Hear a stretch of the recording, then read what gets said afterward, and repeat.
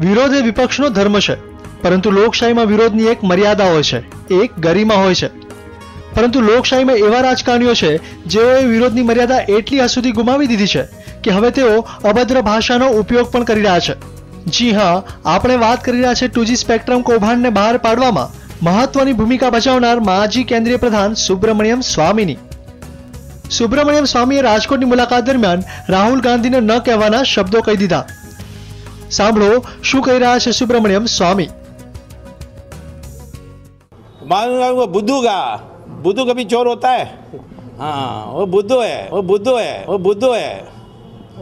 उसका वो नालायक है, वो नालायक है, वो नालायक है, अनपढ़ है, उसको क्या तुम इतना महत्व देते हो? वो आधा हिंदुस्तानी भी नहीं है. સાંભળ્યું ને, રાજકારણીઓ ગાળોનો પ્રયોગ કરીને સાંસદની ગરિમા ગુમાવી રહ્યા છે. જો કે સુબ્રમણ્યમ સ્વામી આટલેથી જ ન અટક્યા. તેમણે આજની યુવા પેઢીને ભાંડવામાં કોઈ કસર ન છોડી. परंतु उसको कोई पद दूंगा, ये तो मैं ये लड़के सब लफंगे बच्चे लोगों का ये खेल नहीं है. राजीव गांधी बना 40 साल की उम्र में प्राइम मिनिस्टर, फेल हो गया था. क्यों? ये इसके लिए बहुत अनुभव चाहिए.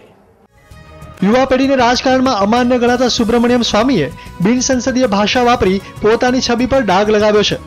ત્યારે આજની યુવા પેઢી લોકશાહીમાં આવા અસભ્ય શબ્દ પ્રયોગ કરનારા રાજકારણીઓને કઈ રીતે પાઠ ભણાવે છે એ તો સમય જ બતાવશે.